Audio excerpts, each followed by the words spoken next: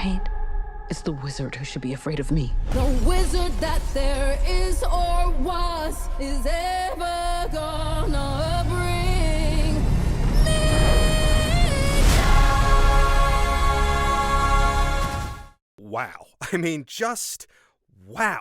I mean, this should not have worked. There are so many reasons why a Wicked movie should not have worked, and yet I sit here with no hesitation in saying this is the best musical film I've seen in ages. A bit of background. I was raised on Wicked. When the original soundtrack came out, my dear mother bought it, slapped it into the CD port of her Volvo station wagon, and did not remove it for the better part of 2 years. I knew that soundtrack forwards and backwards, and when the national tour finally reached Kansas City, my family was planted in that theater. But when the movie was finally announced, even I thought it sounded like a terrible idea. The pipeline from hit Broadway show to movie adaptation is a perilous one. Like, the best time for a Wicked movie adaptation was probably the early 2010s, and instead we got Oz the Great and Powerful. And as the actual movie got closer to becoming reality, I saw the warning signs. The early marketing once again downplayed that it was a musical, a recent Hollywood trend that has never made sense to me. If you're afraid of marketing something as a musical, why make a musical?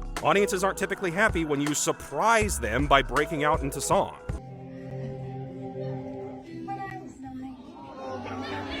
They also underplayed how this was going to be adapted across 2 films, which set off more alarm bells. Even die-hard fans of the property will admit the musical is kind of front-loaded. Most of the breakout songs are in the first half, and the emotional peak is Defying Gravity right before intermission. Nothing in the second half hits that same level, and the story gets a lot more convoluted.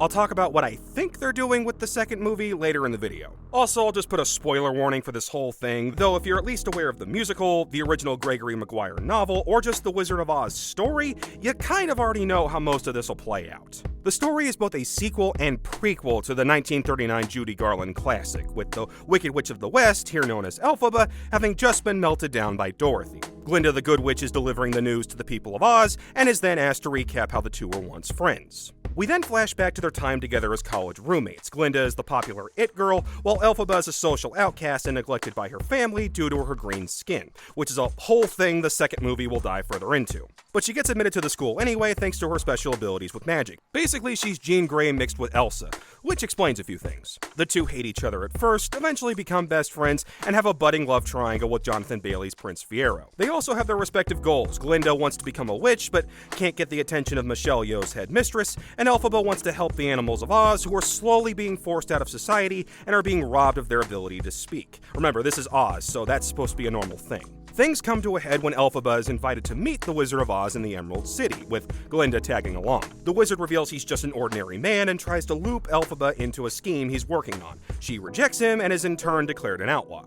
The film ends with her having fully embraced the iconic Wicked Witch look and flies off with most of Oz having turned against her, leaving us with a big ol' to be continued. As for the cast, there's not a Russell Crowe weak link in the bunch. And I'm Javert. Cynthia Erivo brings every bit of the unstoppable energy Idina Menzel had in the original Broadway cast. Ariana Grande was the biggest question mark for some, but in a role where she's asked to essentially out-Barbie Margot Robbie, she pulls it off. Jonathan Bailey may have just crowned himself the new king of himbos as Fiero. Fans of Hollywood tabloid romances will likely perk up every time Ethan Slater's Bach appears in the same scene as Glinda, if you know, you know.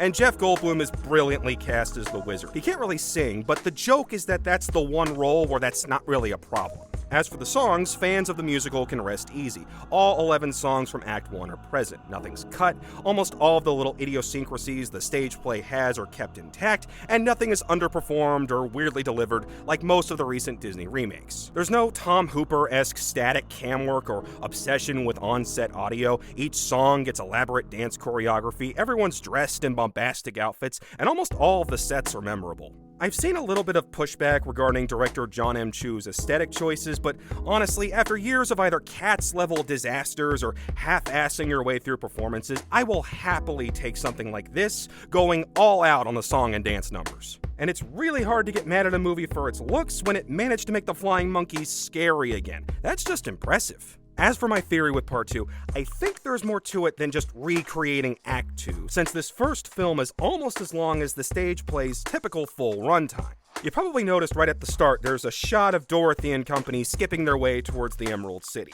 And as fans of the musical know, the quote-unquote gimmick with Act 2 is that it partially runs in tandem with the events of the Wizard of Oz movie. Dorothy is often mentioned being just off stage, and she winds up unwittingly playing roles in schemes by the Wizard, Glinda, and Elphaba. My guess is they'll expand Dorothy's presence in Part 2, effectively giving the studio the excuse to partially remake The Wizard of Oz while keeping Wicked's characters' perspectives intact. I can already see the marketing strategy. Part 1 was all about the musical, Part 2 lets you do a big budget reimagining of one of Hollywood's all-time classics. But that's just my guess. The filmmakers could just straight up adapt Act 2 with little to no changes like this first movie, but they might be setting themselves up for a less enthusiastic audience reaction. Regardless of what they choose to do in the future, Wicked Part 1 is simply fantastic. Eye-watering vocal performances, outstanding visuals, and genuinely one of the best movie-going experiences I've had this year. You absolutely need to see it. Thanks for watching.